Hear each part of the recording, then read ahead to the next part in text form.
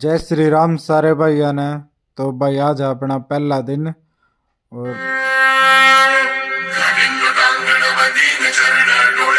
उसके बाद मैंने कराया गर्म पानी, फिर पिया मैंने गर्म पानी।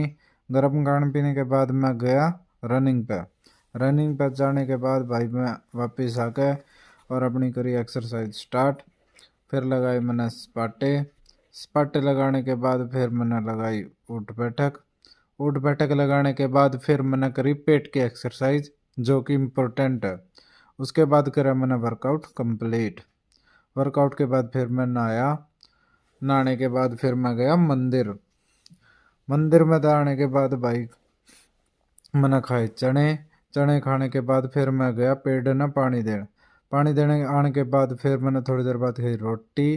रोटी खाने के बाद फिर मैं चला गया चूल्हे खातर लकड़ी पाड़न। लकड़ी पाड़ने के बाद फिर आ गया अपना पसीने। यह है पादी।